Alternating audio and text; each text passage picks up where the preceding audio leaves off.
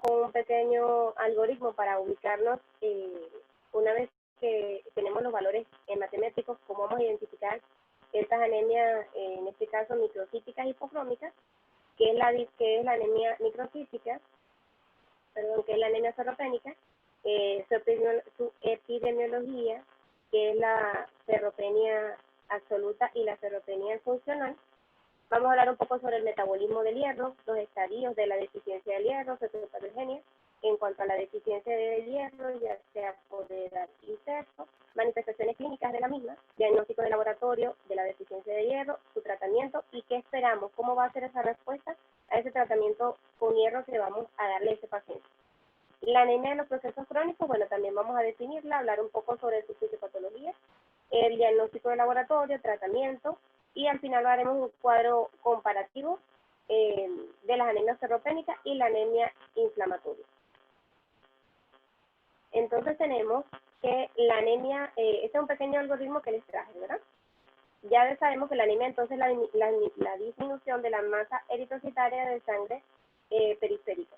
Esa anemia, entonces, de acuerdo a los volúmenes que ya estudiamos en la clase pasada, estos índices matemáticos que tenemos acá nos van a decir si esa anemia es de tipo microcítica, normocítica o macrocítica, o dependiendo de la concentración de hemoglobina corpuscular media, vamos a saber si es normocítica o normocrómica o hipocrómica. Entonces, aquí nos vamos a ubicar cuando tenemos un volumen disminuido, que sería este primer, aquí tenemos un circulito, lo reseñamos, un volumen disminuido, una hemoglobina corpuscular media disminuida y una concentración de hemoglobina corpuscular media disminuida, entonces vamos a estar en presencia de dos cuadros. ¿Qué es lo que nos va a ayudar a orientar el diagnóstico? La presencia de, que lo mencionamos también en el módulo pasado, lo que es la amplitud de distribución eritrocitaria.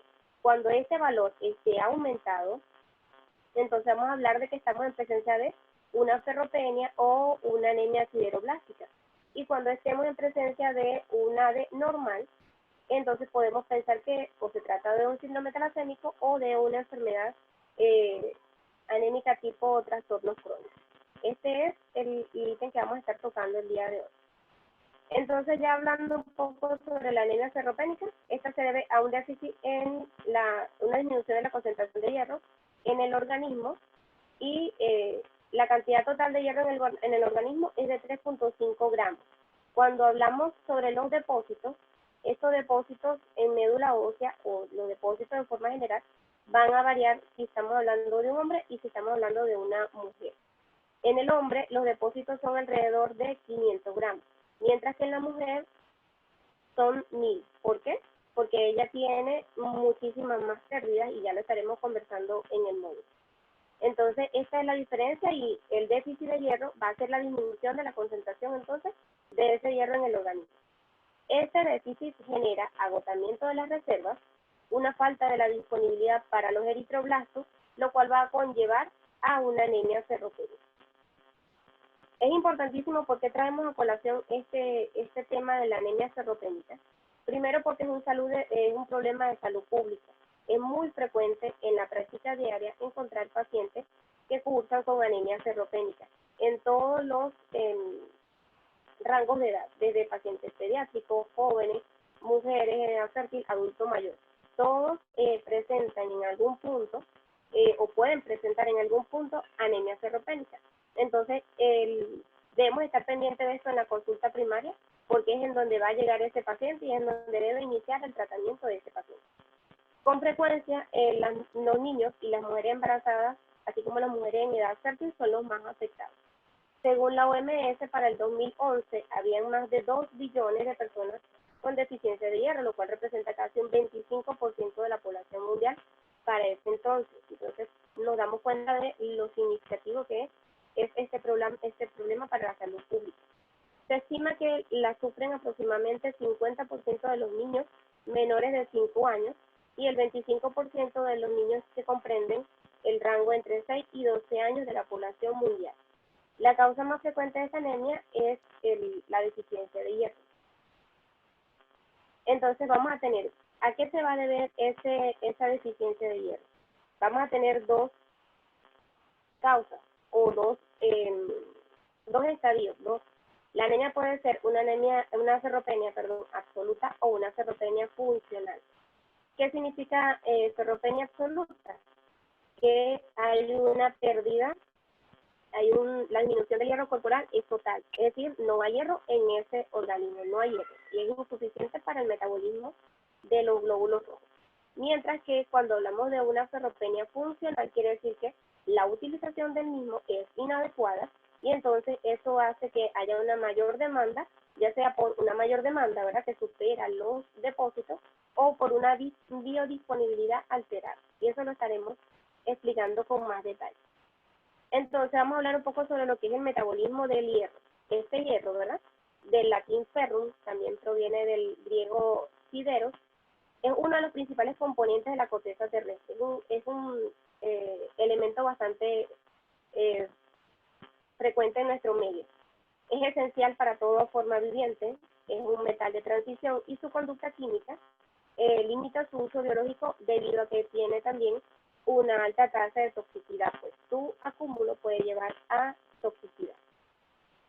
Y la forma también en la que él no puede estar siendo transportado en la sangre de forma libre, él debe estar unido a proteínas por esa misma toxicidad. Entonces, en cuanto al balance que debe haber del hierro en el organismo, vamos a tener que es una relación bien estrecha entre los ingresos y las pérdidas. ¿Quiénes son los ingresos? Vamos a obtener el hierro a través de los alimentos, a través del hierro medicinal, puede ser también a través de transfusiones de eritrocitos. ¿Y qué van a constituir las pérdidas? Pues la menstruación, la descamación de piel, las heces, la orina, también a través de ellas perdemos hierro, y también las hemorragias. Esto de forma resumida, pero para que vean cómo debe ser ese balance entre los ingresos y las pérdidas para mantener el metabolismo. Entonces, ese hierro que obtenemos de la dieta puede venir de dos formas: un hierro hemo o hemínico y un hierro no hemo o no hemínico. El hemínico es aquel que proviene de las carnes y de las vísceras, y este es el que tiene una absorción total. Esta era una de las preguntas del test, en donde decía que el hierro no hemínico tenía una absorción total, y obviamente esa respuesta era falsa. Entonces, en cuanto al hierro no hemínico, sería aquel que proviene del huevo, de los cereales, de las legumbres. Este no tiene una absorción completa, su absorción se hace de forma baja. Por eso, aquellos pacientes que son veganos estrictos o vegetarianos o volacto-vegetarianos, ellos tienen un aporte insuficiente de hierro. Ellos generalmente son el tipo de paciente que necesita profilaxis con suplementos de hierro. Entonces, el hierro para la eritropoyesis va a provenir de dos fuentes. Uno, la absorción intestinal del hierro a través de la dieta con las fuentes que les mencioné. Y número dos, va a venir del reciclaje del hierro de los eritrocitos senescentes. Si recordamos el módulo anterior, en donde hablábamos sobre qué ocurría cuando se decía la destrucción del eritrocito, mencionamos hacia dónde iba cada uno de los componentes. Y el hierro, se mencionó que entonces volvía a la médula ósea a depositarse, o se iba al hígado, o se depositaba en forma, se almacenaba o se utilizaba para la eritropoyesis a nivel de la médula.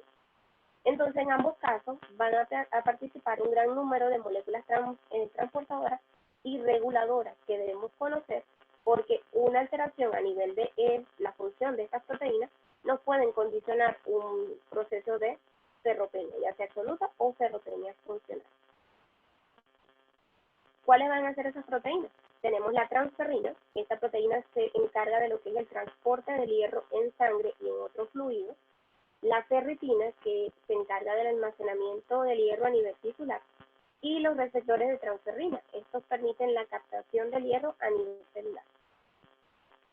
Entonces, dijimos que el estado nutricional del hierro en un paciente va a depender de ese balance, y que va a estar dado por la interacción de nutrientes aportados en la dieta, la biodisponibilidad de esto, es decir, que no es lo mismo que usted tenga una dieta acorde, coma sus 3 comidas al día, aparentemente tengamos una buena dieta, pero si la mayoría del hierro que le aportamos, ¿verdad?, a nuestro organismo es no hemínico, entonces vamos a entender después de este momento que no va a ser absorbido en su totalidad, que va a tener una poca absorción. Entonces no le estamos no tiene una buena biodisponibilidad, a pesar de que viene un aporte a través de la dieta, pero no es adecuadamente o no tiene una buena biodisponibilidad.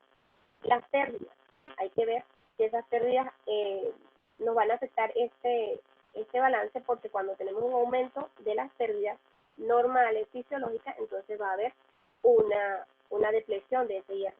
Y también tenemos que conocer si estamos en presencia de alguna fase del crecimiento del ser humano en donde requiera más hierro. Por ejemplo, en el lactante, en el adolescente, en el niño durante el crecimiento, en la mujer durante la lactancia o durante la gestación. Todas estas son fases en donde hay un aumento en los requerimientos, ¿verdad? Entonces la cantidad de hierro que asimila el organismo va a depender de lo que ingiere, de la composición de la dieta, de la regulación de la absorción por la mucosa intestinal. El hombre ingiere aproximadamente entre 10 y 20 miligramos de hierro en el día. Se absorbe de este 10 a 20 miligramos, se absorbe solamente un 10%, es decir, ¿cuánto estaríamos absorbiendo?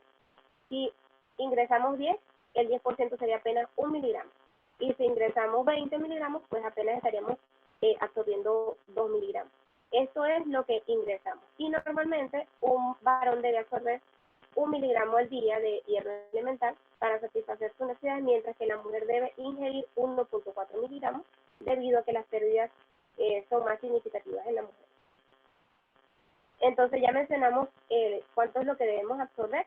El transporte del hierro va a estar dado por la transferrina.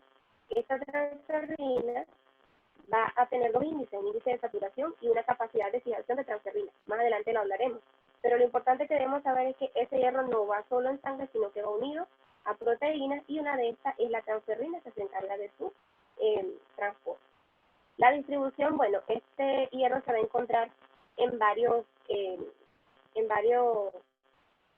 unido a varias proteínas. Una, la hemoglobina, en su mayoría 65%, y en la ferritina y en la hemosiderina podemos encontrarla en un 30%.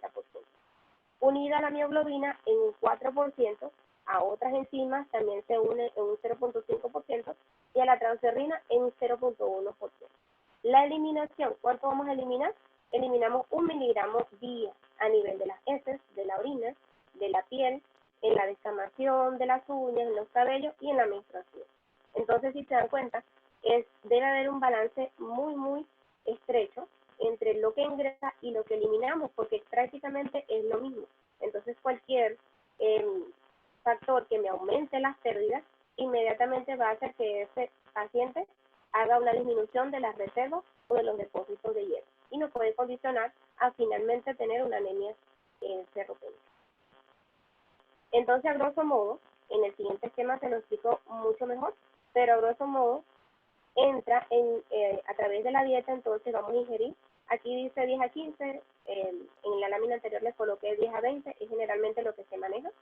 10 a 20 miligramos de hierro van a ingresar en su forma férrica, generalmente, pero el cuerpo o el enterocito específicamente, que es la célula quien va a llevar el proceso de la absorción, lo transforma en hierro ferroso. Ese hierro ferroso pasa al enterocito, en donde es absorbido 1 miligramo al día, y luego pasa del enterocito en su membrana basal, es nuevamente llevado al torrente sanguíneo, unido a la transferrina, y va a ser parte del hierro corporal total. Y aquí tendríamos las pérdidas. En este pequeño esquema que tenemos acá, bueno, explico mucho mejor cómo se hace la absorción. La absorción del hierro va a estar dada, imaginemos que ya estamos aquí en el duodeno. Este es el duodeno en el yeyuno proximal. Este es nuestro enterocito. Ese enterocito, a nivel de la membrana, va a tener unas proteínas que se van a encargar de permitir el paso de ese hierro. Pero antes de que ocurra ese paso, entonces tenemos que hacer la transformación del hierro en su estado férrico a su estado ferroso. Y eso ocurre a través de la acción de la ferroreductasa. Una vez que pasa esta transformación, entonces sí puede entrar a través de este canal. Recordemos, quiero que se lleven este nombre, el DMT, su sigla significa transportador de metales bivalente tipo 1, y es uno de los encargados en algunos trastornos del hierro referidos al tratamiento, algunos de esos problemas tienen que ver con trastornos a nivel de este receptor. Entonces, bueno, una vez que el hierro entra, ¿verdad? Puede puede mantenerse libre y salir por la membrana basal, o puede unirse a la apoferritina y componer lo que son los depósitos a nivel tisular. De esa ferritina vuelve nuevamente a liberarse el hierro y a través de la efaestina se convierte nuevamente en hierro férrico para poder salir del enterocito, a través de esta proteína que tenemos aquí que se llama ferroportina. Importantísimo también el papel de esta ferroportina, quien es regulada por la hepcidina. Esto ya más adelante les estaré mencionando el papel que cumplen en las diferentes patologías. Pero entonces recordemos, sale el hierro férrico en su estado férrico a través de la ferroportina, y aquí no se encuentra libre, como ya les mencioné, se une a la transferrina. Esta transferrina puede ser monoférrica o diférrica, es decir, que puede transportar una molécula de hierro o dos moléculas. La que tiene mayor afinidad por el hierro es la diférrica. Entonces, una vez que está unida a la transferrina, ella es llevada por el torrente sanguíneo hacia el resto del organismo. En este otro esquema tenemos otro transportador o otro canal que no lo menciona el esquema anterior, y se los traje porque también es importante. Así como tenemos el transportador de metal equivalente tipo 1, que es uno de los canales por donde pasa nuestro hierro en estado ferroso, también tenemos otro, y este se llama M-carrier protein, o proteína que transporta el hierro. Más o menos esa es la traducción al español. Esta otra proteína también se ve inmersa en algunas patologías, y es importante entonces que la conozcamos. Aquí ya les mencioné este proceso. El hierro se mantiene en su estado ferroso, puede ir a almacenarse o puede transportarse hacia la membrana basolateral, donde a través de la ferroportina, que es regulada por la hepcidina, va a salir al torrente sanguíneo, unirse a la transferrina y ser transportada a los otros tejidos y órganos. Entonces, de esta, imaginemos que hay algunos términos que vamos a utilizar más adelante cuando hablemos sobre los laboratorios, y debemos conocerlos. Vamos a hablar sobre el hierro férico o las sideremias, también se le denomina a los valores féricos del hierro. Estos valores féricos del hierro van a estar entre 50 y 75 picogramos por decilitro. Vamos a tener también una capacidad instaurada de la transferrina, o la capacidad de saturación total, y esto viene dado, su valor normal oscila entre 250 a 450 picogramos por decilitro, y la capacidad total sería 100%. Hay dos términos: índice de saturación de transferrina y capacidad de fijación del hierro por la transferrina. Son dos cosas diferentes. El índice de saturación quiere decir esa transferrina que está, qué tan saturada está nuestra transferrina de hierro. Entonces eso nos va a medir qué tanta transferrina tenemos ya saturada. Mientras que la capacidad de fijación es la transferrina que está,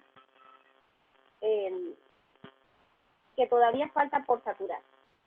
Entonces, cuando estamos hablando del trastorno de anemia ferropénica, vamos a tener un índice de saturación disminuido. Recuerden, el índice de saturación de transferrina, porque tenemos poco hierro, la transferrina no va a estar saturada, vamos a tener un índice de saturación disminuido.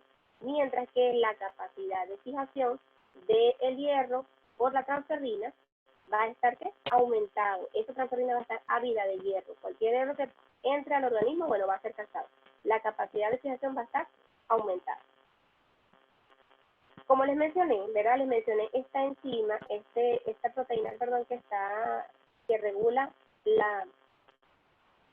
el canal por donde egresa el hierro de las células. Ella está estrechamente relacionada con el proceso anémico. Ella se sobreexpresa en la anemia. Está regulada por el hierro y por los estímulos inflamatorios. Su transcripción se correlaciona en forma inversa con la saturación de la transferrina férrica, y su expresión viene dada por la regulación del gen HSI. ¿Qué quiere decir esto?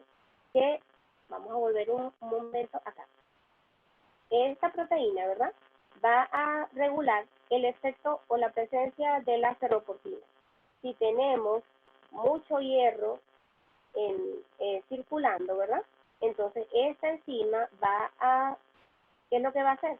Va a mandar una señal para que se cierre esta ferroportina, ingrese a la célula, se degrade, y de esta forma, entonces ese hierro no sale al torrente sanguíneo. Esto debería ser lo normal, es decir, que en algunos casos, ¿verdad?, cuando tenemos un exceso de hierro circulante, este debería ser el mecanismo, y caso contrario, cuando no tenemos hierro circulante, cuando hay unos bajos niveles de hierro a nivel de los depósitos, entonces ella se sobreexpresa, ella estimula la ferroportina para que permita el paso del hierro y la liberación del hierro a los tejidos.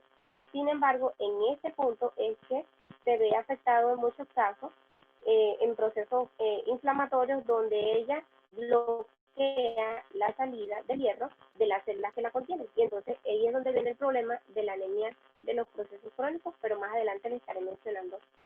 Sí. Entonces, ¿cuáles son sus efectos? Disminuye la salida del hierro de las células, por lo que es considerada un regulador negativo de la absorción del hierro en el intestino delgado, del transporte transplacentario y de la liberación de hierro por los macrófagos.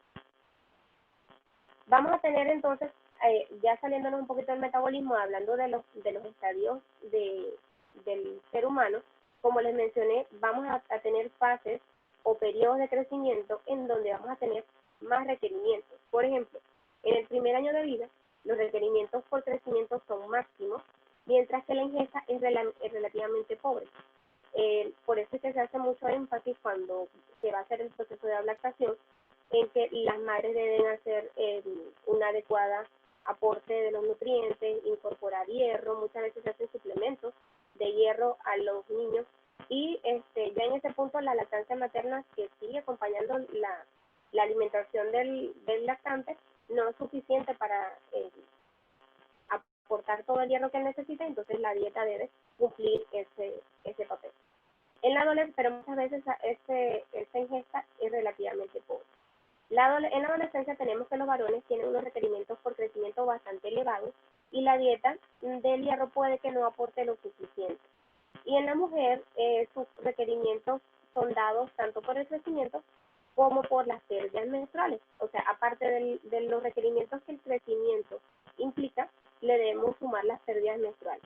Como agravante, la dieta. Hay muchas personas que en estado carente, bajos recursos, bueno, aquí estamos en nuestro mismo país, muchos han presentado cuadros de anemia o pérdida de peso involuntaria porque la dieta de la que se ha modificado, y estos motivos socioculturales tienden a marcar esa dieta y tienden a crear una deficiencia del mismo de hierro en la dieta.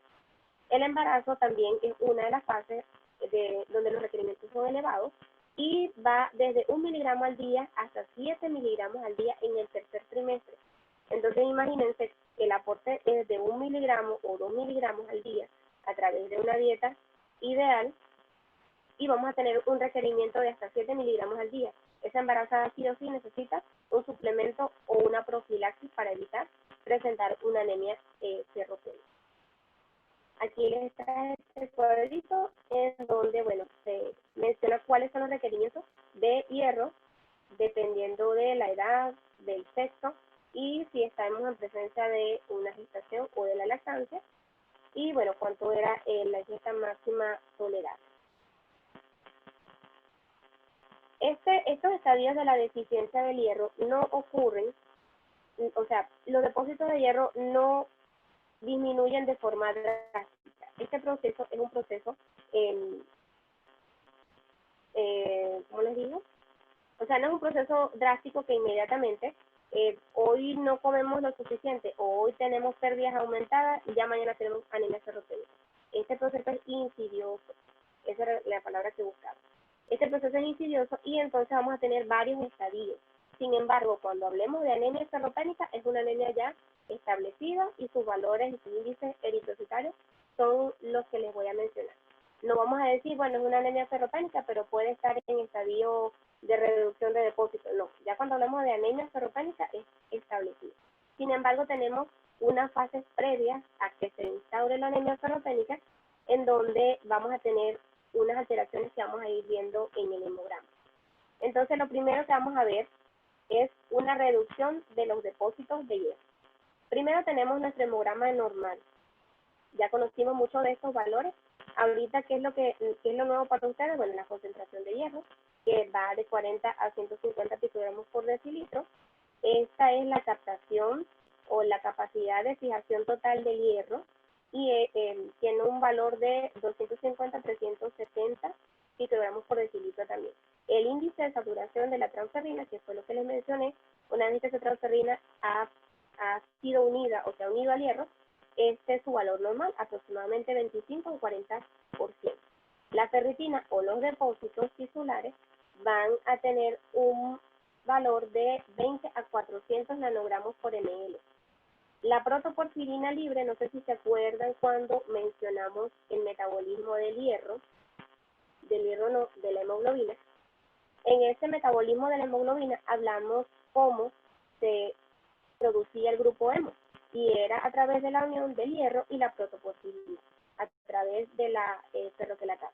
Entonces, esa protoporfirina, cuando no se encuentra el hierro suficiente, puede aumentar, y ese también es otro parámetro que evaluamos. Entonces, esta protoporfirina normalmente tiene un valor de menos 75 picolitros por decilitro. Los depósitos medulares del hierro, bueno, normalmente están normales, están con adecuado aporte de hierro. Tenemos también la presencia de sideroblastos en 30 a 50%, y la amplitud de distribución, les dije que su valor normal es de 13 más o menos 1.5. Ese es su valor más o menos. Y bueno, vamos a ver cómo este se va a afectar en los diferentes estadios. Lo primero que vamos a ver en cuanto a la deficiencia de hierro es una reducción de los depósitos de hierro. Solo se va a evidenciar a nivel de los depósitos de hierro, es decir que todavía, a pesar de que se ve más que todo en los depósitos de hierro, podemos ver los depósitos tisulares también disminuidos. Entonces vamos a ver una ferritina menor a 20 nanogramos por ml. Vamos a tener una pequeña disminución, aunque no muy significativa, todavía podemos tener dentro del rango el índice de saturación de transferrina, y esto es lo más significativo de este momento. El ADE ya va a estar aumentado en este nivel. Lo siguiente es la eritropoiesis deficiente. Ya aquí hay la eritropoiesis comienza a verse afectada por el bajo almacenamiento a nivel tisular, la disminución a nivel de los depósitos medulares, ya aquí está en cero, la eritropoiesis es deficiente totalmente. Entonces vemos una disminución del hierro sérico. Aquí ya comenzamos a ver un hierro sérico disminuido. Todavía puede ser normal, pero ya en este deberíamos encontrar un hierro disminuido. La capacidad de fijación del hierro aumenta un poco más de lo normal, es decir que tenemos esa transferrina ávida por captar hierro. El índice de saturación disminuye en menos de 15%, la ferritina está en 12, puede oscilar en un rango entre 20 y 12, la protoporfirina se encuentra elevada, y vamos a tener esos depósitos medulares totalmente en cero.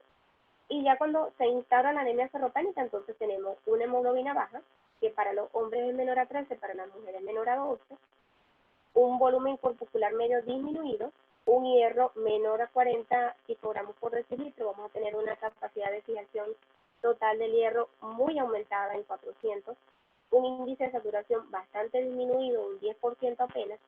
La ferritina puede estar menos de 12 nanogramos por decilitro, una protoporfirina elevada, mayor a 200, y tenemos estos depósitos medulares en cero. La amplitud de distribución eritrocitaria va a estar aumentada en cada uno de los estadios, y este punto es el que nos permite diferenciar de otro cuadro clínico, que es la anemia de los procesos crónicos, en donde esta amplitud de distribución eritrocitaria va a estar normal.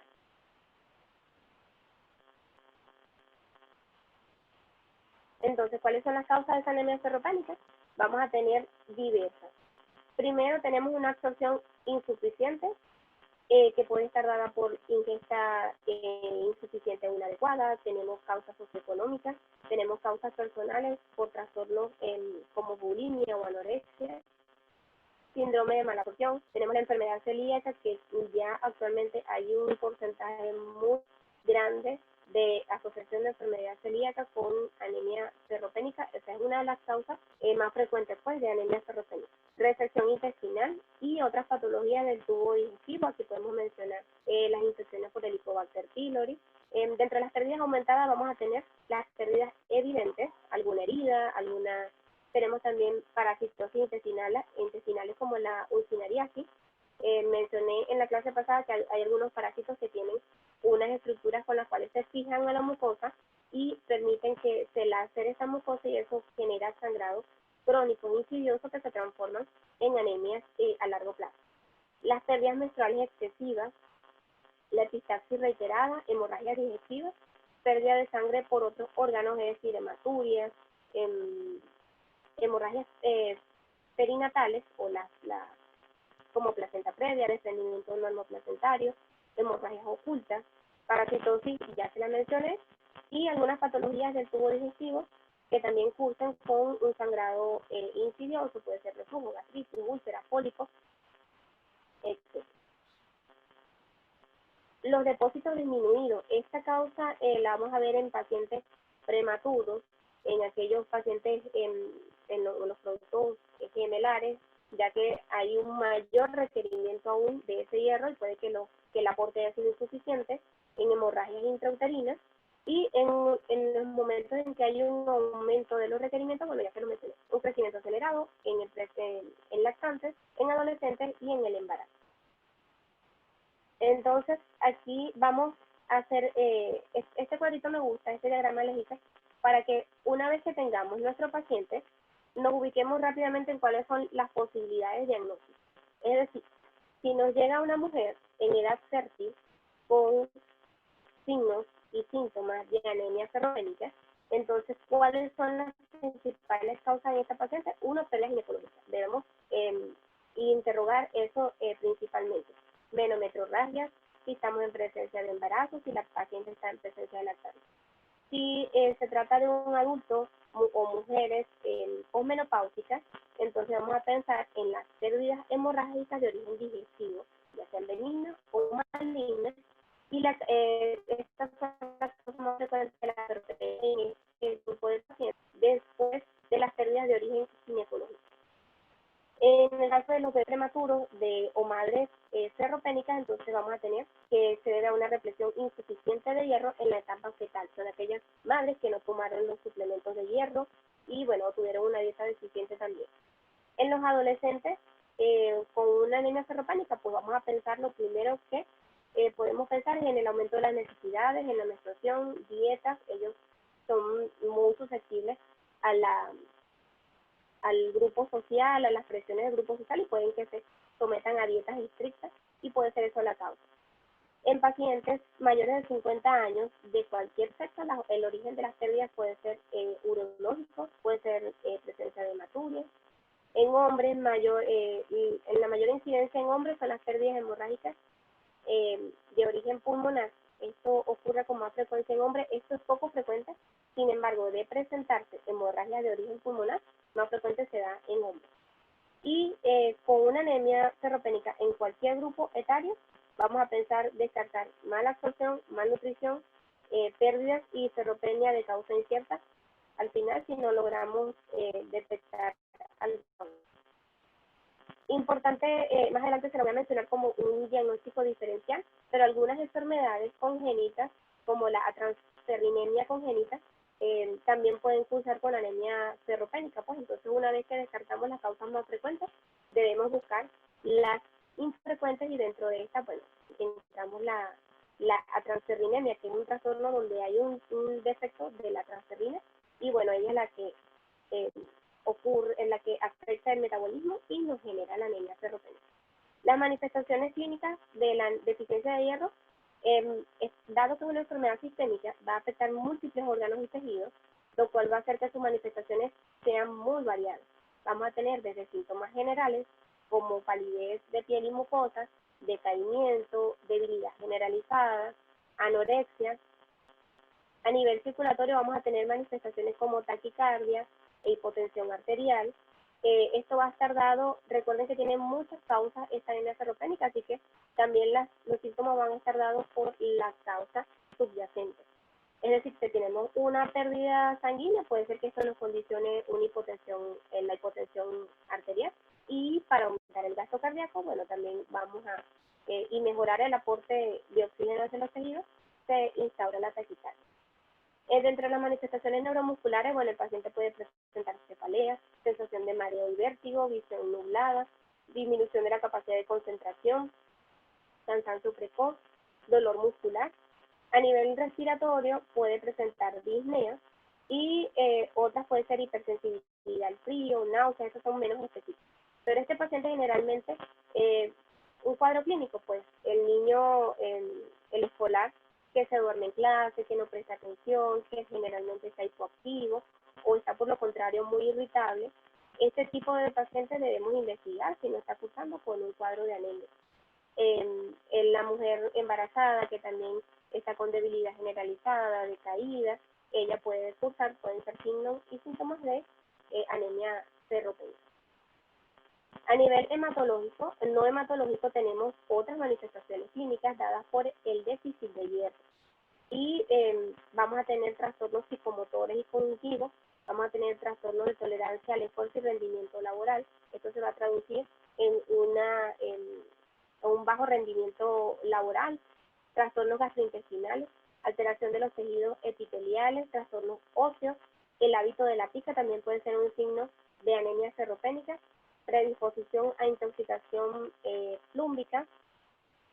Los trastornos en los cuales la deficiencia de hierro como factor causal está controvertida, pero sin embargo se plantea el retardo del crecimiento corporal. Si vemos un niño que ha sido sometido a déficit de hierro durante su crecimiento, pobre nivel socioeconómico, una dieta o una ingesta pobre también en nutrientes, siempre se ha relacionado con un retardo en el crecimiento corporal o en el desarrollo psicomotor. Sin embargo, esta consecuencia es controvertida. Del todo no se le confiere la responsabilidad del déficit de hierro. Trastornos de la inmunidad y resistencia a infecciones, el espasmo del sollozo y predisposición a accidentes cardiovasculares isquémicos.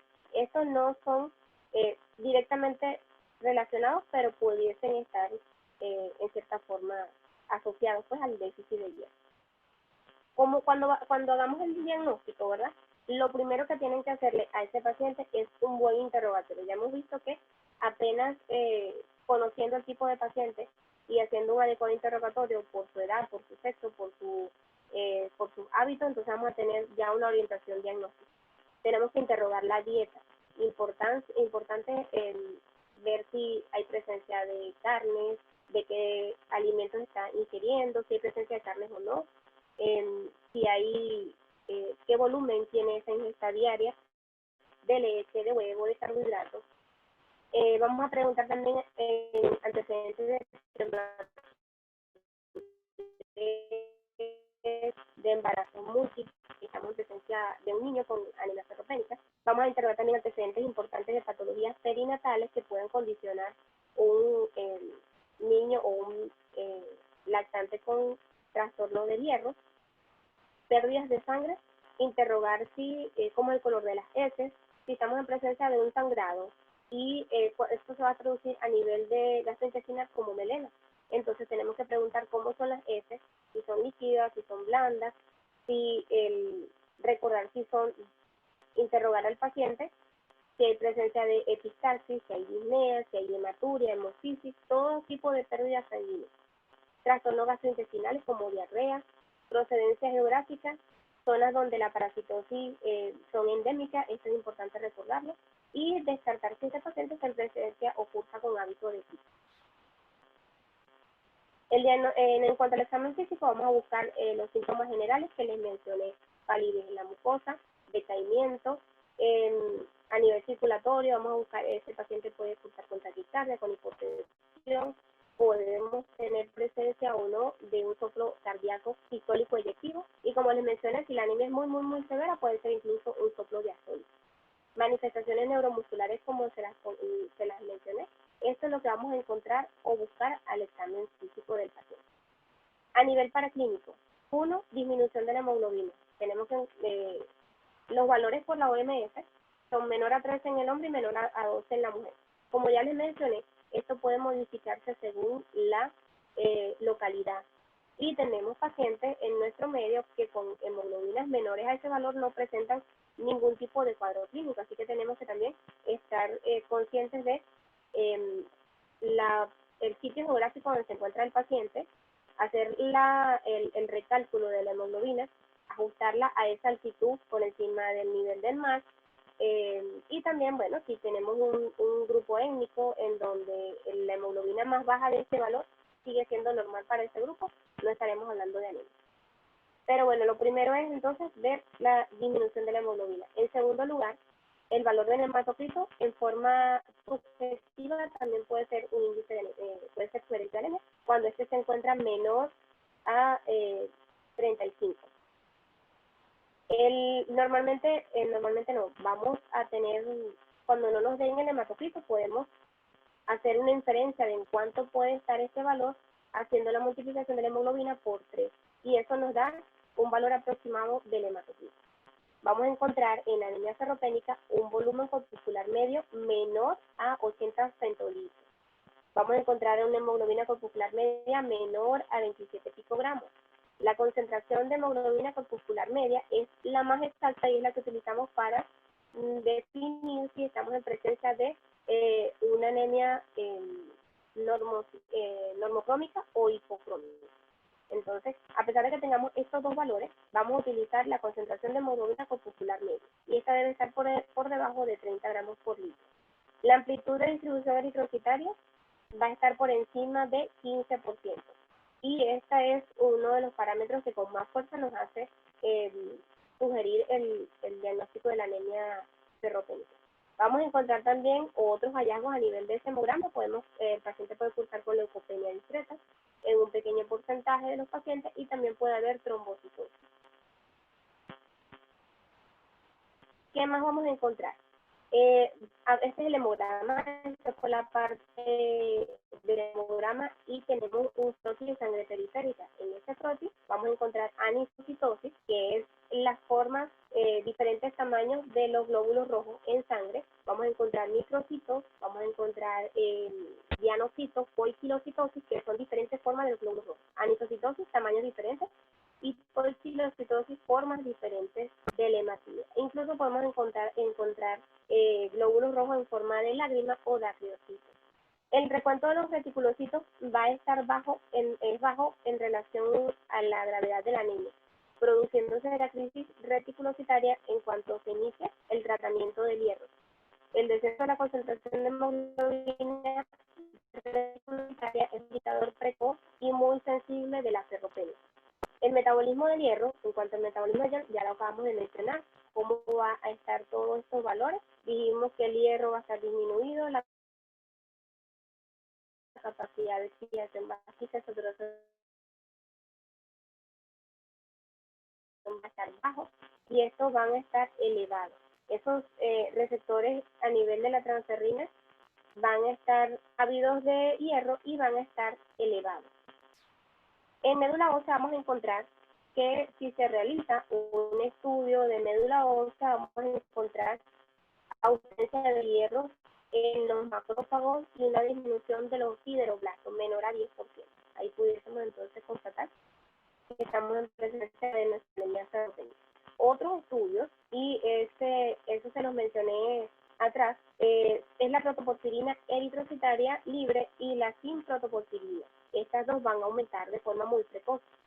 ¿Debido a qué? Debido a que se va a dar la unión de la protoporfirina con el hierro a nivel del eritroblasto, entonces va a haber un aumento en esa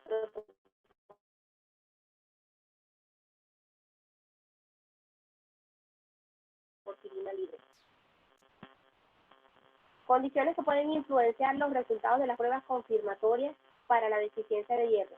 algunas condiciones pueden alterarnos estos valores. Entonces es importante que recordemos la ferremia, o la acidemia o el hierro sérico puede ser alterado por la toma de la muestra en horas de la tarde, posterior a una ingesta reciente de alimentos, posterior a la ingesta reciente de algún suplemento de hierro, es decir, que puede salir más aumentada con relación a su valor real. ¿Y qué cosa me la puede disminuir? Bueno, si estamos en presencia de un cuadro infeccioso o algún trastorno inflamatorio, esto me puede dar una acidemia disminuida. La saturación de la transferrina se puede afectar por los anticonceptivos, igual me puede disminuir las infecciones y los procesos inflamatorios. La ferritina se eleva en cuadros infecciosos e inflamatorios y en cuadros donde está implicado alguna hepatopatía. Y la disminuye el hipotiroidismo y algunas hipovitaminosis como la hipovitaminosis C. La protoporfirina libre también se va a ver elevada cuando hay casos de intoxicación plúmbica, anemia hemolítica, infecciones o inflamación, y no hay algo que me la disminuya, realmente se menciona, son algunos factores que la elevan. El uso de la hepcidina, les traje este cuadrito a colación, a pesar de que no es de rutina el uso de la hepcidina, pero se están haciendo muchos estudios para utilizarla tanto de forma diagnóstica como de forma terapéutica. Y bueno, en un futuro no muy lejano, ella va a ser uno de los tratamientos que podemos utilizar en las anemias ferropénicas. Entonces, aquí su valor también aporta información. Si tenemos una anemia ferropénica, que es Iron Deficit Anemia, vamos a encontrar entonces que la hepcidina va a estar baja. ¿Por qué va a estar baja? Porque vamos a tener un déficit de hierro. Eso se traduce como que debemos disminuir la acción de la hepcidina, que es la que me cierra el poro por donde sale el hierro. Entonces disminuimos el valor de la hepcidina y hay se puede liberar pues el hierro a la circulación. Si hay más hepcidina, va a hacer que la ferroportina cierre y el hierro no salga. Entonces cuando tenemos una anemia ferropénica, el valor de la hepcidina va a estar bajo. En una anemia de los trastornos crónicos, que sería este segundo cuadro que tenemos acá, la hepcidina va a estar normal o alta. Entonces, y bueno, tenemos los casos de anemias mixtas. No siempre va a ser una anemia ferropénica pura, una anemia de los trastornos crónicos puro. Podemos tener ambas anemias. Entonces, en este caso podemos tener una hepcidina normal. Aquí tenemos cómo se van a ver esos, aquí tenemos la médula bastante hipocelular a comparación con este otro extremo, pero aquí deberíamos evidenciar el aspirado de médula en este paciente con anemia ferropénica. Esta es una de las tipos de anemia A regenerativa o hipocelular, ya que el hierro es el encargado de un factor importante en la eritropoyesis, y él va a estar deficiente, entonces esa médula va a estar deficiente, va a estar hipocelular. Y bueno, en un prótesis de sangre periférica vamos a encontrar las diferentes tamaños de los glóbulos rojos. Este sería el glóbulo rojo microcítico y un glóbulo rojo normal. Entonces, esta amplia diferencia de tamaño es lo que se traduce en el ADE elevado. ¿Qué conducta vamos a tener ante un paciente con una anemia ferropénica? Primero, como ya les mencioné, ubicarnos en qué tipo de paciente estamos. Es un paciente varón menor de 50 años, la clínica es sugestiva de patología digestiva, entonces ese paciente usted le indica, bueno, sus estudios, ya usted le hizo los estudios y evidencia que es una anemia ferropénica, pues lo principal es hacerle estudios endoscópicos, ya sea altos o bajos según la clínica. Si no nos sugiere un trastorno digestivo, entonces vamos a buscar otra causa. Y en el caso de las mujeres en edad fértil, tener claro si no está debido a origen menstrual. O sea, la mujer te dice, la paciente te dice, no, mis menstruaciones son de días, casi no, las menstruaciones son muy escasas. Entonces, en este momento vamos a buscar, al igual que en este primer ítem, bueno, algunas causas de origen digestivo. Ahora, si es de tipo menstrual, bueno, entonces vamos a pedir una valoración ginecológica y hacerle su profilaxis con suplementos de hierro. Si tenemos un paciente de cualquier sexo, mayor de 50 años, y la clínica orienta hacia una pérdida superior o inferior, entonces estaremos indicando algún estudio endoscópico, ya sea superior o inferior, dependiendo de la clínica. ¿Cuál va a ser nuestro diagnóstico diferencial de la anemia ferropénica? Pues vamos a tener la anemia de las enfermedades crónicas, que se ve bastante frecuente, y bueno, es una de las que más se puede confundir con la anemia ferropénica. Sin embargo, como lo ven aquí abajo, vamos a tener unos depósitos medulares normales o elevados en esta anemia. Tenemos también un ADE normal, que para la anemia ferropénica el ADE está elevado, y tenemos principalmente estos son las diferencias. Pues bueno, y los valores a niveles matemáticos, la anemia de los procesos crónicos pueden estar normales. Además de estos, que son los más frecuentes, los que le acabo de mencionar, la anemia de los trastornos crónicos, las enfermedades, las beta-talasemias, las talasemias, alfa y beta-talasemias, y la anemia sideroblástica, que son los cuadros diferenciales principales. También tenemos otras deficiencias que no son tan comunes y que, bueno, también debemos pensarlas. Recuerden que en medicina lo que no se piensa no se diagnostica. Entonces, algunos otros trastornos del hierro, pero ya de carácter hereditario, de tipo congénito, pudiese ser la herida. La herida, por sus siglas en inglés, significa Iron Refractory Iron Deficiency Anemia, o anemia por deficiencia de hierro refractaria al hierro. Discúlpenme el inglés, lo intenté. Esta anemia, ¿verdad? Se conoce, bueno, como ya se las mencioné, fue descrita en 1981 por primera vez. Es causada por una sobreexpresión de la hepcidina. Se las he mencionado, que ya deben conocer entonces cuál es el papel que cumple esta hepcidina. Y aquí hay una sobreexpresión de la hepcidina. Entonces, ¿qué es lo que va a hacer? Va a haber un bloqueo de la salida de hierro a nivel de las células y a nivel de los macrófagos, y entonces va a haber una anemia ferropénica refractaria al hierro, porque vamos a incorporar hierro, vamos a dar tratamiento a base de hierro, pero no va a responder al tratamiento con hierro. Generalmente no responde al tratamiento con hierro vía oral. Este es uno de los casos que debemos considerar cuando el paciente no responde al tratamiento con hierro vía oral y hay una buena adherencia al tratamiento, no encontramos otra causa por la cual el paciente no mejore, pues debemos buscar algunas causas congénitas o hereditarias. Tenemos los trastornos de la transferrina. Tenemos la hipotransferrinemia, se las mencioné anteriormente, también es un trastorno congénito, y bueno, aquí en este caso vamos a tener una pobre expresión de la transferrina, y bueno, los valores de transferrina van a estar disminuidos o alterados.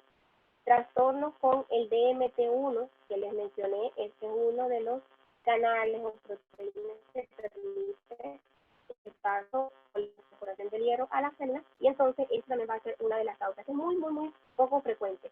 Se manifiesta igualmente como una anemia hipocrómica microcítica desde el nacimiento. Estos trastornos también debemos recordar que van a ser, ya que son hereditarios, son congénitos, generalmente son más frecuentes en los pacientes pediátricos. Entonces, ya, bueno, el adulto debe venir debe ser un adulto que ya ha tenido estudios, puesto que estos cuadros se ven en la infancia. La aceruloplasminemia es otra enfermedad también bastante poco usual, bastante rara, secundaria a mutaciones, en donde va a haber una proteína afectada que es la aceruloplasmina, y esta es esencial para la exportación del hierro desde los macrófagos, desde los hepatocitos y las neuronas. Entonces los pacientes ella permite la salida del hierro también. Entonces, en ausencia de esta proteína, entonces también vamos a tener un déficit de hierro.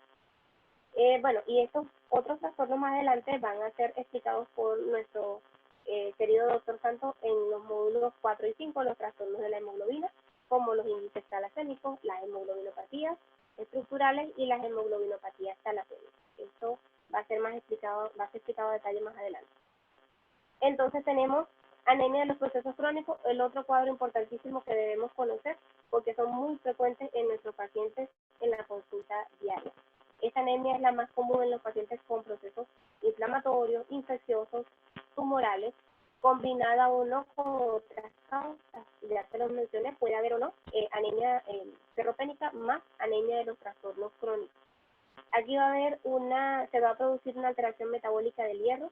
Es importante diferenciarlo de la anemia ferropénica y vamos a ver que este paciente, pues, que va a cursar con esta anemia, generalmente va a presentar alguna anemia, algún proceso infeccioso, pueden ser enfermedades crónicas como TBC, neumonía, endocarditis bacteriana, osteomielitis, también en presencia de enfermedades crónicas no infecciosas como colagenosis, lupus eritematoso sistémico, artritis reumatoide, algunas neoplasias como los carcinomas, los sarcomas, los linfomas, todos ellos pueden cursar con anemia asociada a los procesos crónicos. El curso de esta anemia es lento, generalmente de 6 semanas o más. El hematocrito va a oscilar entre 25 y 35%, sin embargo, rara vez puede ser una anemia más acentuada y tener un hematocrito menor a 20. La fisiopatología, esta fue una de las preguntas del pretest también, espero que la hayan contestado bien. Bueno, aquí vamos a tener varios mecanismos. Uno, va a haber un freno de la eritropoyesis, dado por una menor producción de la eritropoyetina inducido por la interleucina 1 y por el factor de necrosis tumoral alfa. También como por una respuesta pobre de los precursores eritroides al interferón gamma. Vamos a tener el secuestro del hierro, entonces por el aumento de expresión de la hepcidina, que está regulada por la interleucina 6, la ferroportina se va a internalizar, se va a degradar en la célula que la excreta, principalmente en los enterocitos y macrófagos, y va a impedir que el hierro salga o se exporte desde la célula al plasma. Además, la lactoferrina es liberada también por los neutrófilos, otra proteína, que va a captar con mayor avidez el hierro sérico y lo va a entregar a los macrófagos, donde la síntesis de ferritina va a estar aumentada para almacenar ese hierro en depósito. Entonces vamos a tener que se va a estar almacenando y a su vez vamos a tener un problema en el bloqueo de la salida de ese hierro. Entonces el hierro se nos va a quedar almacenado. Aquí lo tenemos en un pequeño esquemita. Entonces, cualquiera de estas noxas, ya sea una neoplasia, un cuadro inflamatorio, algún cuadro infeccioso, va a activar este sistema inmune a nivel de lo que es la interleucina 1. Vamos a ver cómo va a actuar y va a generar que el macrófago va a haber una disminución, de la producción de la eritropoyetina, dado por el interferón, por la acción de la interleucina 1 y del factor de necrosis tumoral alfa. Vamos a tener también entonces cómo va a haber una disminución en la sobrevida de ese glóbulo rojo. Vamos a ver también entonces que esos depósitos, por efecto de la lactoferrina, va a hacer que eleven los depósitos de hierro y vamos a tener una ferritina elevada, hemosiderina elevada a nivel del sistema fagocítico mononuclear, que son estas siglas que tenemos acá, y vamos a tener el bloqueo de la salida del hierro a la circulación, y eso se va a traducir en una hipoferremia. El diagnóstico a nivel de paraclínicos, entonces vamos a tener volúmenes corpusculares, pueden estar bajos o normales. Es decir que lo más frecuente es que tengamos una anemia normocítica normocrómica. Sin embargo, en algunas oportunidades podemos tener una anemia microcítica normocrómica. Generalmente, normocrómica porque los valores de hierro están normales. Sin embargo, el tamaño puede estar disminuido. El hierro sérico va a estar disminuido, hierro sérico, no los depósitos de hierro. Esos depósitos sí están normales o incluso aumentados, pero el hierro sérico está disminuido. La capacidad de fijación del hierro va a estar disminuida. ¿Por qué? Porque aquí, en el caso contrario, en la anemia ferropénica estaba ávido de hierro. En este caso no, en este caso tenemos hierro, pero no se puede utilizar. O sea, el problema es funcional, no de deficiencia absoluta. Aquí es un déficit funcional. el índice de saturación de la transferrina puede estar normal, o sea, el hierro que está circulante tenemos un hierro que le puede saturar la transferrina, entonces se puede estar normal o discretamente disminuido. La ferritina puede estar normal o elevada, ya que como vieron, vamos a tener una estimulación de la incorporación de ese hierro a la célula y se va a almacenar en forma de ferritina. Vamos a tener unos depósitos medulares normales o elevados, el hierro en eritroblastos va a estar disminuido y bueno, una electroforesis normal, y esto me va a permitir una diferencia, un diagnóstico diferencial con algún rasgo talasémico o alguna hemoglobinopatía. Entonces, ya, vamos a hablar entonces del tratamiento de la anemia ferropénica.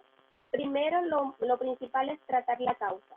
Vamos a hacer una administración, vamos a indicar una dieta adecuada.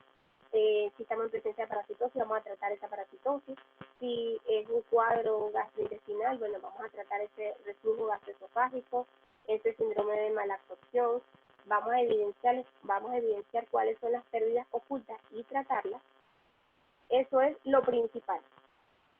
Una vez que entonces corregimos, no es que vamos a esperar para corregir el hierro, sino que vamos tratando la causa y vamos a iniciar el tratamiento con hierro vía oral.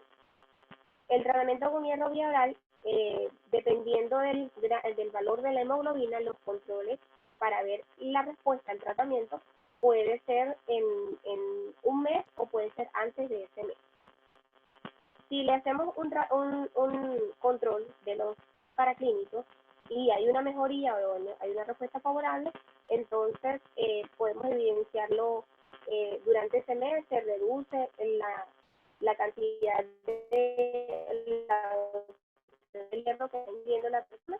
Caso contrario, si al mes le hacemos los exámenes, ¿verdad? Le pedimos nuevamente su hemograma, su perfil ferrokinético, y estos valores no han mejorado, entonces tenemos que preguntarnos qué está pasando. Primero, hay una falta de adherencia al tratamiento, eso es una de las causas principales de fallo en la respuesta al hierro. El segundo, las pérdidas continúan o igualan o superan los aportes, es decir, el problema de base, la patología de base sigue activa y por lo tanto el suplemento que le estoy dando al paciente no está siendo suficiente. En tercer lugar, existe una mala absorción de hierro. Eso se da en pacientes que tienen algún tipo de gastropatía y a nivel del enterocito no se da una buena absorción, entonces este paciente es candidato para un tratamiento vía endovenoso, no vía oral. En cuarto lugar, el diagnóstico de anemia ferropénica fue incorrecto o coexiste otro tipo de anemia. En este caso, bueno, podemos ver una refractariedad al tratamiento, es decir, si cometimos algún error, si no es una anemia ferropénica, si es de otro tipo, o si es una anemia mixta y no hicimos el diagnóstico o el otro trastorno de base, y bueno, obviamente ese paciente no va a responder. Descartar esto más que todo en la infancia, pero tenemos que tenerlo presente si estamos en presencia de una anemia ferropénica refractaria al hierro, y es una enfermedad autosómica recesiva, como ya se las mencioné, donde la activina tiene una sobreexpresión. El tratamiento con hierro vía oral, ¿verdad? Se calcula en miligramos de hierro elemental. El hierro, aquí les voy a mencionar, ya me devuelvo. Quiero es que vean esto. Aquí tenemos las presentaciones de hierro en su forma sulfato ferroso, gluconato, son las sales de hierro, las diferentes sales de hierro. Ellas van a venir con una cantidad de miligramos, ¿verdad?, en su presentación, pero lo que debemos ver es los miligramos de hierro elemental que la componen. Aquí podemos ver en este gluconato ferroso que dice 240 miligramos, pero de hierro elemental contiene 27 miligramos apenas, esta presentación. Entonces, el cálculo que vamos a tener del hierro que necesita nuestro paciente, lo vamos a obtener es en hierro elemental, no en el hierro total de la presentación de hierro. Entonces, luego haremos la conversión,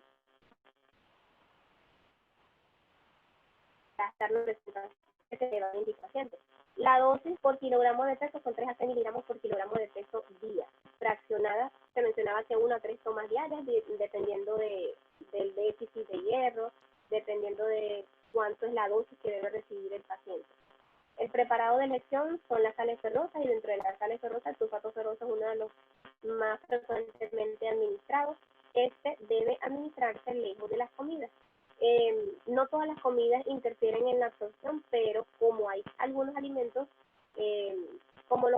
compuestos como los polifenoles, como los fibratos, ellos enlentecen la absorción. Entonces generalmente se sugiere que se se administre lejos de las comidas, es decir, una hora después, una hora antes del almuerzo o 2 horas después del almuerzo. El tiempo de administración es variable y eso va a estar relacionado, o sea, el tiempo que va a durar el tratamiento con el hierro vía oral es variable. Eso va a deberse, va a estar relacionado con los valores de hemoglobina, con la respuesta al tratamiento, con la adhesión del paciente al tratamiento, es decir, que es variable. Sin embargo, ya le voy a decir algunos tiempos esperados que debemos tener en cuenta. Las complicaciones habituales al tratamiento de hierro es la intolerancia digestiva, náuseas, constipación, diarrea, vómitos, dolor abdominal, coloración negruzca de dientes, incluso de las heces puede haber una coloración también negruzca, pero vamos a diferenciarla de la melena porque este no va a tener un olor fétido, que en la melena sí se encuentra. Entonces, vamos a plantear el estudio de la absorción del hierro oral en pacientes con sospecha de hipoabsorción. Aquellos pacientes que le pusieron el tratamiento y no respondieron de forma adecuada. Una de las causas puede ser una hipoabsorción de hierro a nivel de la vía oral. Con esta prueba, ¿verdad? Se compara el hierro plasmático, se hace una carga de hierro al paciente y se compara el hierro plasmático tras 8 a 12 horas de ayuno con la concentración plasmática del hierro 1 hora después de la ingesta de 65 miligramos de hierro elemental. Esto sería un comprimido de 325 miligramos de sulfato ferroso. Entonces vamos a ver la comparación de esos dos valores y un aumento del hierro plasmático menor a 100 picogramos por decilitro. Entonces nos va a decir que este paciente tiene una absorción inadecuada. Esta es una opción en el caso de que nuestro tratamiento fracase. Podemos hacerle esta prueba al paciente para descartar si estamos en presencia de una hipoabsorción intestinal. Sin embargo, con el antecedente de alguna gastropatía, bueno, ya debemos tenerlo en mente. Y este es uno de los criterios para un tratamiento endovenoso. Una dosis total estimada de hierro para corregir la anemia, como ya les mencioné, bueno, hay una dosis ponderada. Sin embargo, de forma rápida, de forma práctica, podemos hacer un cálculo de esta forma. Los valores varían un poco. Aquí tengo específicamente la de Ganzoni. Este es el cálculo de la dosis de hierro oral por la fórmula de Ganzoni. Entonces, aquí vamos a tener cómo vamos a obtener la cantidad de hierro que tenemos que darle a nuestro paciente.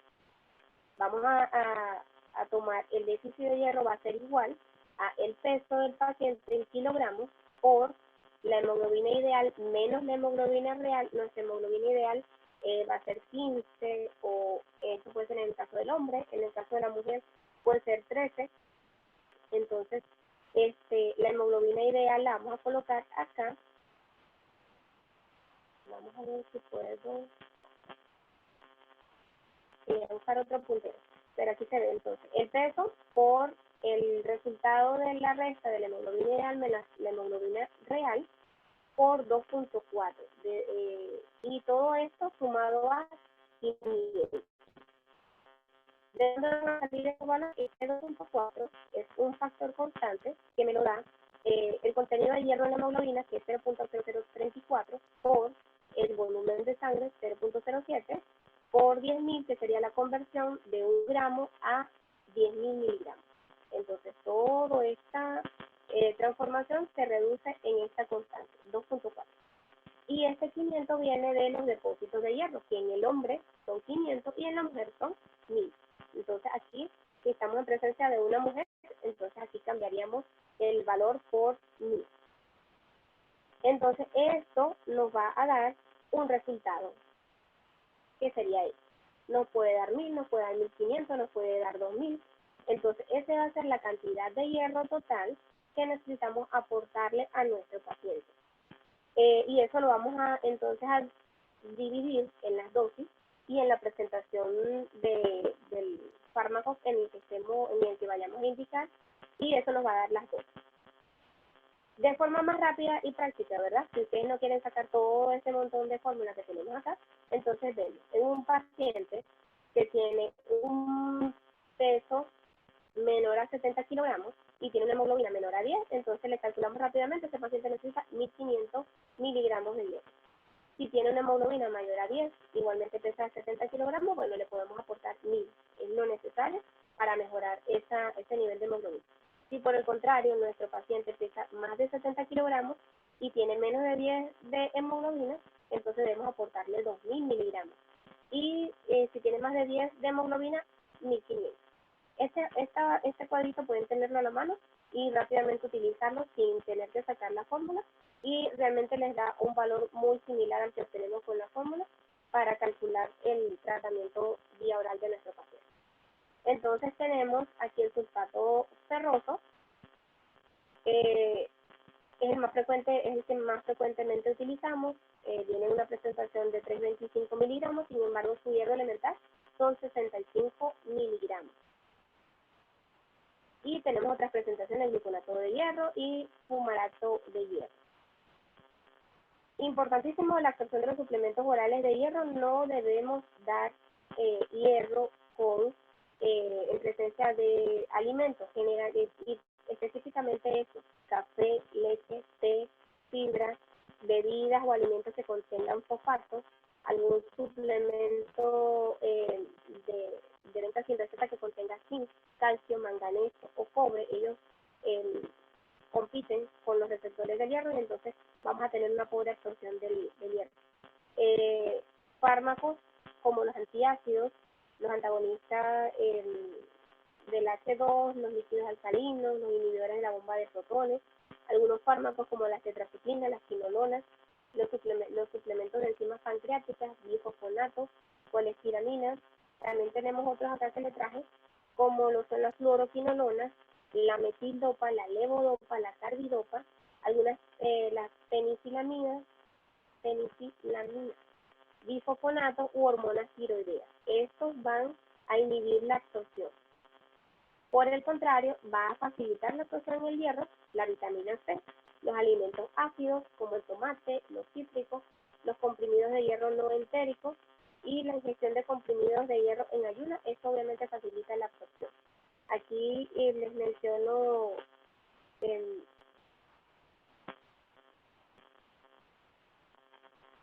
les traje este estudio, ¿verdad? En donde esto fue publicado en la revista hematológica en el año 2020, es ahorita reciente, por Stoffel y colaboradores, en donde estudiaron la absorción de suplementos de hierro. El título es el siguiente: mayor absorción de los suplementos de hierro comparado con dosis alternas y dosis consecutivas de el hierro en mujeres con anemia ferropénica.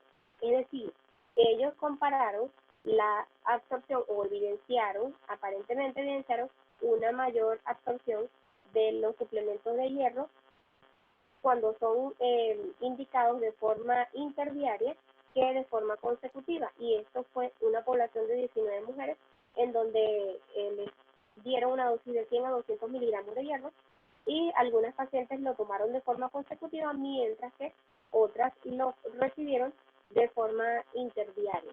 Entonces evidenciaron una mayor absorción del hierro en las pacientes que recibieron el hierro en forma interdiaria. Pero eso debido a que, importantísimo, debido a que se vio un aumento importante de la epsidina que duró 24 horas posterior a la dosis de hierro. Entonces, ¿qué es lo que me hace la epsidina en este paciente? Me bloquea la salida del hierro que se encuentra en las células. Si yo le doy a mi paciente hierro hoy y le doy hierro mañana, en la dosis de hierro que le estoy indicando hoy, ella va a elevarme la epsidina, que se va a mantener elevada 24 horas, y la dosis del día siguiente no va a ser absorbida. Entonces realmente ahí estamos perdiendo una dosis. Y es mucho más beneficioso para el paciente entonces tomar una dosis el día 1 y tomar una dosis el día 3, y de esa forma disminuye el efecto regulador negativo de la epsidina y nuevamente puede absorberse el hierro. Entonces es importantísimo que recordemos esto al momento de indicar el tratamiento con hierro a nuestros pacientes. La indicación del hierro endovenoso. nosotros vamos a indicar una terapia endovenosa cuando falle el tratamiento vía oral, cuando tengamos una intolerancia demostrada al hierro oral, cuando haya una refractariedad, refractariedad, no intolerancia, sino refractariedad al tratamiento oral. Y este es uno de los casos en donde les mencioné que algunos pacientes con trastornos congénitos del metabolismo del hierro solamente responden a hierro endovenoso. Entonces hay que en estos pacientes utilizar esta vía. En pacientes con mala absorción, donde hay gastrectomía, derivaciones duodenales, gastritis atrófica, enfermedad inflamatoria intestinal, todos estos pacientes tienen indicación de hierro endovenoso. Enfermedad celíaca, infección por Helicobacter pylori, la anemia refractaria al hierro genéticamente inducida. En aquellos pacientes donde hay necesidad de una recuperación rápida, también debemos utilizar el hierro endovenoso. En el caso de una anemia, un sangrado crónico que no se equilibre con hierro oral, como los pacientes con trastorno de la coagulación, pacientes que son, es importante preguntar esto y debemos saber si qué religión es nuestro paciente, porque si su paciente es testigo de Jehová, ellos no aceptan la transfusión de eritrocitos, entonces él necesita recuperar esta hemoglobina o mejorarla a través del hierro endovenoso en caso de que tenga una anemia ferroquímica. Tratamiento con eritropoyetina humana recombinante en pacientes con insuficiencia renal crónica, también se utiliza entonces el hierro en combinación con la eritropoyetina. Y en pacientes con angina, en pacientes con anemia y cuadros de angina, ellos deben recibir urgente tratamiento con concentrado eritrocitario y con hierro endovenoso. Aquí les traigo las presentaciones. Tenemos el hierro sacarosa o venofer. Este es uno de los más frecuentes. Tenemos el hierro carcimantoso, el hierro hidróxido de hierro dextrano. Este es uno de los, también lo utilizamos, pero es importante hacer una prueba antes de que lo coloquemos, antes de que coloquemos la infusión, hay que hacer una prueba al paciente de sensibilidad. Entonces el hierro sacarosa vamos a utilizar hasta 3 dosis, una dosis de infusión 200 miligramos y dosis de tiempo mínimo de perfusión 30 minutos. El hierro carboximaltosa, vamos a la dosis de 1000 miligramos y bueno, aquí este cuadrito explica muy bien la dosis, el tiempo de infusión. Lo que me interesa de este tratamiento parenteral, recordar que se puede utilizar vía intramuscular y vía endovenosa. La vía intramuscular es una forma muy práctica, solamente debemos recordar no exceder 1 miligramo por kilogramo día en este tipo de aplicación o de administración cada 2 o 3 días. El preparado recomendado es el hierro dextrano. La administración endovenosa debe generalmente, por algunos efectos adversos, el paciente se recomienda que esté internado. Sin embargo, bueno, pudiese ser un paciente tipo ambulatorio con un personal entrenado quien le pueda vigilar el cumplimiento del hierro. Pero generalmente este paciente con hierro endovenoso debe ser un paciente que esté internado. Con respecto al hierro dextrano, debe administrarse previamente una prueba en pacientes que lo reciben por primera vez, 1 ml, y esperar si ocurre alguna reacción adversa. Hipotensión, puede haber palpitaciones, puede haber incluso la infusión rápida de estos tratamientos con hierro parenteral pueden inducir a lesión renal. Entonces tenemos que estar muy pendientes de eso. Saliendo del tratamiento con hierro, también tenemos en aquellos pacientes donde la hemoglobina está muy baja, donde la anemia es severa, hay una indicación de transfusión. El paciente con anemia ferropénica debemos utilizar la transfusión de eritrocitos. ¿En quiénes vamos a utilizar los eritrocitos? En pacientes con anemia mayores, pacientes con hemoglobina mayor a 7 gramos por decilitro no se transfunden, excepto para corregir hipoxemia en pacientes con insuficiencia respiratoria. Es decir, ese paciente por encima de 7 pudiese ser un candidato a hierro endovenoso. Es un candidato a hierro endovenoso. No es necesario sí o sí transfundir. El paciente con hemoglobina menor a 7, este sí tiene indicación totalmente para transfundir. Debemos corregir la descompensación hemodinámica, si consiste en una insuficiencia respiratoria, si hay factores agravantes, y si la hemoglobina es inferior a 5, la transfusión de eritrocitos debe ser obligatoria. Después de la transfusión de más de 1 unidad de concentrado globular, el aumento esperado de la hemoglobina y del hematocrito va a ser 1 gramo por decilitro, y 3% respectivamente. Y en este momento usted tiene que sacar el cálculo, por ejemplo, que estamos en presencia de ese paciente que tiene 5 gramos de hemoglobina y sabemos que con un concentrado de hemoglobina vamos a subir 1 gramo el nivel de hemoglobina, entonces, ¿cuántos concentrados más o menos debemos indicarle a nuestro paciente para que esté hemodinámicamente estable, por lo menos unos 3 o 4, y llevarlo a 7 u 8 gramos por decilitro de hemoglobina? El algoritmo del tratamiento de la anemia ferropénica, bueno, tenemos una anemia grave, requiere hospitalización, este paciente entonces va a tratamiento menor a 7, debe recibir transfusión, debe recibir hierro endovenoso. Si el paciente tiene un estado que permite, debemos ver si su estado permite iniciar tratamiento sin transfusión. Si permite iniciarlo, entonces vamos a preguntarnos, ¿necesita una respuesta rápida o no es imprescindible una respuesta rápida? Si no es necesaria que el paciente suba esa hemoglobina de ya para allá, sino que podemos hacer un suplemento de hierro de forma más insidiosa, entonces vamos a indicarle a nuestro paciente su hierro vía oral, 200 miligramos día o, bueno, dependiendo del cálculo. Si nuestro paciente, por lo contrario, necesita transfundirse, bueno, se transfunde el concentrado globular. Si nuestro paciente no necesita la transfusión, pero necesita una respuesta rápida, necesita mejorar esa anemia rápida, entonces vamos a tratarlo con hierro endovenoso. Le haremos su hemograma a los 15 días y vamos a evidenciar si tenemos una respuesta adecuada o no adecuada. Importante, el control y alta hematológica. En los pacientes con una anemia menor a 8 gramos por decilitro que iniciamos un tratamiento con suplementos de hierro, debemos vigilar los valores del hemograma y del perfil ferrocinético de forma semanal, o por lo menos cada 15 días. En el paciente que tiene mayor a 8 gramos por decilitro se puede hacer a los 30 días el control del hemograma y del perfil ferrocinético. Vamos a considerar una profilaxis si es necesario, ya sea la edad, dependiendo de la edad, dependiendo de la dieta, dependiendo del crecimiento o el estadio en el que se encuentre nuestro paciente y la enfermedad de base. Y vamos a recomendar, se recomienda realizar un control del hemograma a los 3 meses de haber suspendido el tratamiento para detectar si hay alguna recaída o recidiva. Aquí, bueno, importante esto, nos menciona aquí, estamos en fallo de tratamiento. Pues. Entonces lo dejo ahí en la lámina para que lo revisemos. ¿Cuáles son las causas más frecuentes de fallo de tratamiento? Falta de adherencia, una prescripción inadecuada, debemos también estar conscientes si no le indicamos un adecuado aporte, ese paciente no va a mejorar.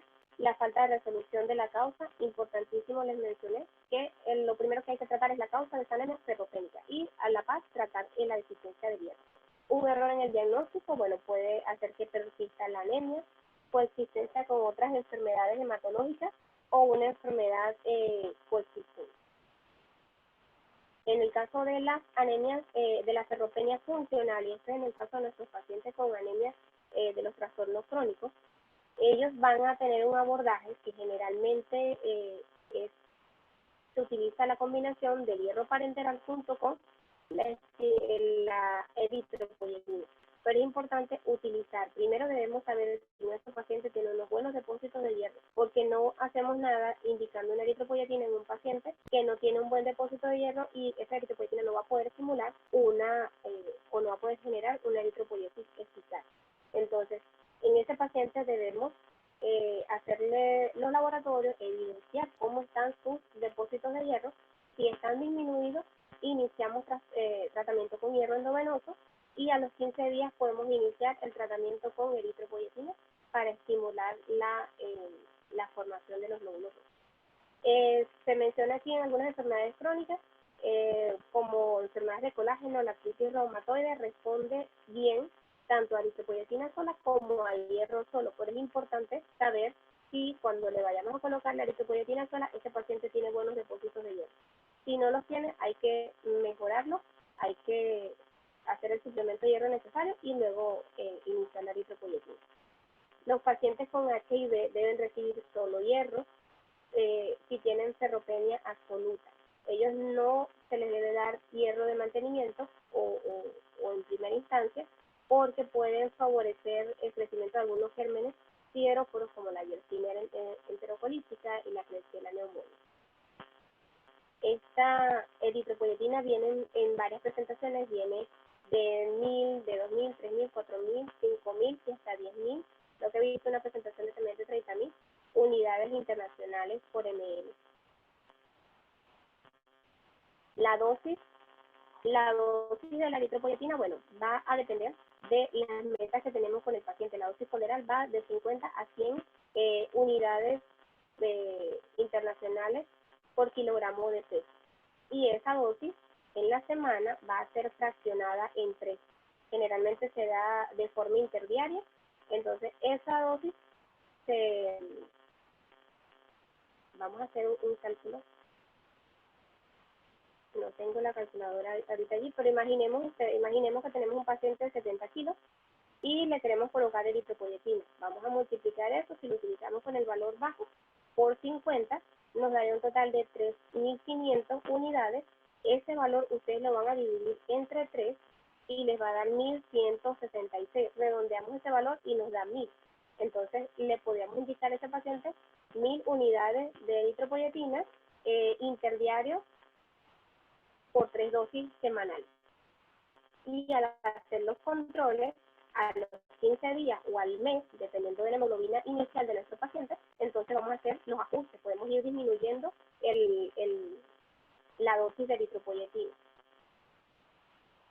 Estos son algunos de los compuestos que están en desarrollo actualmente y que todos, en su mayoría, bueno, como pueden ver aquí, cuáles son los targets o el objetivo.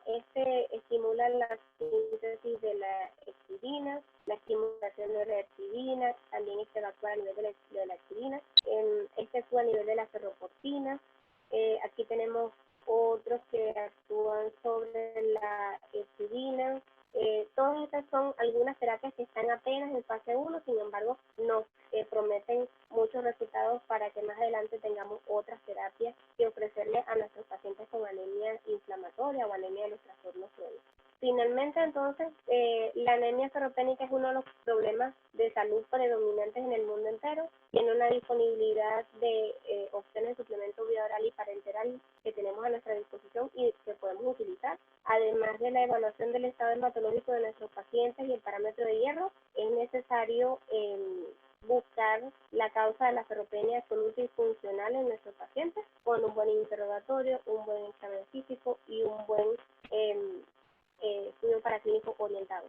Está indicado el tratamiento especializado cuando no se identifica alguna causa, es decir, este paciente ustedes lo pueden tratar en la consulta primaria, les va a llegar, pueden iniciar el tratamiento, sin embargo, este paciente debe ser referido a la consulta cuando se evidencia un fallo en el tratamiento o no responde al tratamiento.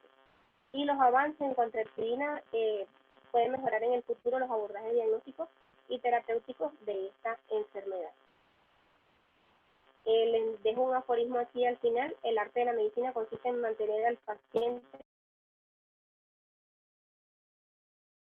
en buen estado de ánimo. De esta forma, entonces, terminamos este segundo módulo. Vamos a ver, creo que tenemos algunas preguntas por acá.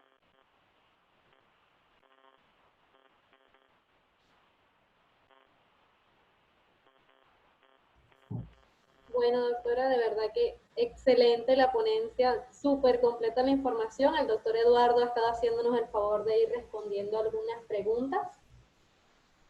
Entre ellas, Eddie Arcibar había preguntado que si el DMT1 es el encargado de qué exactamente, y el doctor le contestó que es un receptor de membrana para el hierro con valencia +2. Por eso que el hierro debe ser transformado de trivalente a divalente y así se facilita la absorción. Vamos a cumplir con leerlas porque así quedan grabadas y los demás van a poder saber cuáles fueron las respuestas. Si quiere leerlas usted o las leo yo. Si quieres, porque hay muchas, ¿verdad? Si quieres las vas leyendo y vamos, si hay alguna que falta por responder, entonces podemos responderlas. Déjame leer entonces las que el doctor Eduardo respondió. Carlis Díaz preguntó cómo diferencias una anemia ferropénica y una anemia mixta o leve. El doctor Eduardo respondió que la diferencia básicamente está en la visualización de los índices hematométricos, y especial el ADE. Y muy importante es el hierro sérico más el TIBC más saturación de la ferritina. Por aquí dejaron una pregunta, el doctor Luis Camero pregunta, ¿qué mecanismo explica la anemia en procesos infecciosos? Esta pregunta es para usted. Ok, bueno, realmente el mecanismo en estas tres patologías hace en forma general, tanto las infecciones como los procesos crónicos, como los trastornos inmunológicos, como las neoplasias, tienen unas señales comunes. En estas patologías vamos a ver cómo el efecto de algunas interleuquinas, como lo son la interleuquina 1 y el factor de necrosis tumoral, nos van a disminuir, van a suprimir la producción de eritropoyetina. Este va a ser una de las causas, uno de los mecanismos. En segundo lugar tenemos la acción de la interleuquina 6, que nos va a hacer una sobreexpresión de la epidina, y entonces vamos a tener un bloqueo de la salida del hierro de los depósitos o de las células a la circulación. También vimos la lactoferrina, que va a estar sobreexpresada. Esta se encarga de incorporar el hierro a las células. Entonces ella va a disminuir su valor a nivel sérico, va a incorporarlo mucho más a las células, y la sobreexpresión de la exidina me impide sacarlo. Ya tenemos tres mecanismos allí. Tenemos disminución en la producción de la eritropoyetina, tenemos una sobreexpresión de la exidina y tenemos aumento de la lactoferrina. También se menciona que hay una diferenciación pobre de las células eritroides, y eso es debido a que hay una pobre estimulación dada por la baja producción de eritropoyetina. Y también algunas interleuquinas, algunas citoquinas inflamatorias que también tienen su efecto ahí, pues, como el interferón alfa, también está inmerso allí dentro de los mecanismos. Estos son los mecanismos principales que son comunes tanto a las infecciones, a las neoplasias y a los procesos inmunológicos.